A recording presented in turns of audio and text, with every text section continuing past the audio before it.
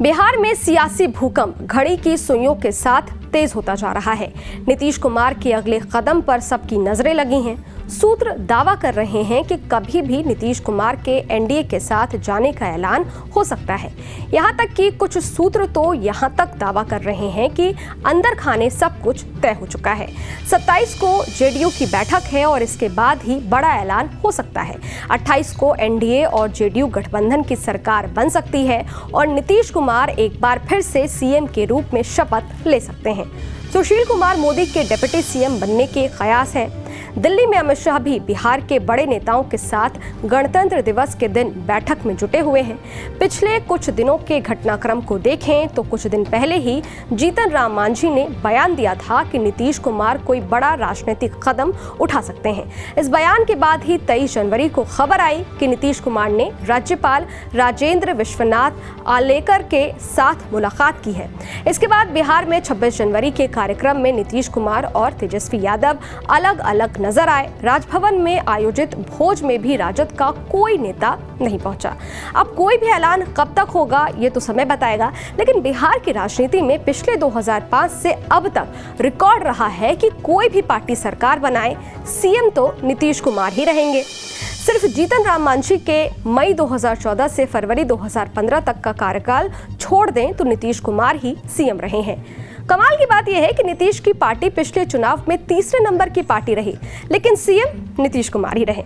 नीतीश के इस जादू को समझने के लिए बिहार की राजनीति और नीतीश के प्रभाव को समझते हैं।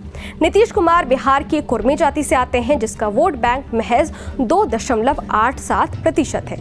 ऐसे में जाति के आधार पर उनका वोट बैंक मजबूत नहीं दिखाई देता है, लेकिन उन्होंने कुर्मी के साथ कोयरी कुशवाहा को मिलाकर मजबूत वोट बैंक बनाने की कोशिश की। इसे लव कुश समीकरण नाम दिया और इसके लिए उपेंद्र कुशवाहा को आगे भी किया गया। कोयरी वोट बैंक 4% से अधिक है। ऐसे में कुर्मी कोयरी मिलाकर 7% से अधिक वोट बैंक बन जाता है। इसके अलावा राजद के एंटी इनकम्बेंसी फैक्टर ने भी काम किया और साल 2005 में नीतीश कुमार ने एनडीए के साथ मिलकर सरकार बनाई और सीएम बन गए। यही फैक्टर साल 2010 में भी काम आया, लेकिन इसके बाद उलटफेर का दौर चालू है। साल 2014 के लोकसभा चुनाव से पहले उन्होंने एनडीए का साथ छोड़ा। साल 2015 के विधानसभा चुनाव में फिर लालू के साथ मिलकर चुनाव लड़ा। राजद को 80 सीटें हासिल हुई, जबकि नीतीश कुमार की जेडीयू को 71, लेकिन नीतीश कुमार सीएम बने।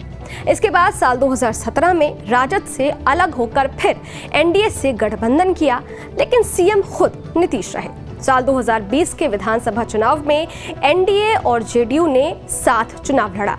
यहां आरजेडी 75 सीटों के साथ सबसे आगे रही, बीजेपी 74 सीट के साथ दूसरे नंबर पर और जेडीयू 45 सीट के साथ तीसरे नंबर पर। लेकिन सीएम नीतीश कुमार फिर भी सीएम ही रहे। साल 2022 में नीतीश ने एक बार फिर एनडीए का साथ छोड़ दिया और राजद से फिर गठबंधन कर लिया, लेकिन सीएम फिर भी नीतीश ही रहे। दरअसल हर बार उलटफेर के बाद सीएम नीतीश रहते हैं। इसकी बड़ी वजह है एनडीए और राजद की दूरी।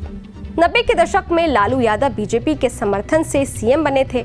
तब लालू यादव मंडल आयोग की हवा भुना रहे थे और भाजपा कमंडल की राजनीति को धार दे रही थी।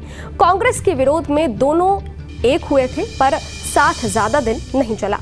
10 मार्च 1990 को लालू पहली बार बिहार के सीएम की कुर्सी पर बैठे। 23 सितंबर 1990 में लाल कृष्ण आडवाणी की रथ यात्रा बिहार से गुजर रही थी। लालू यादव ने रथ यात्रा को बिहार में रोक दिया।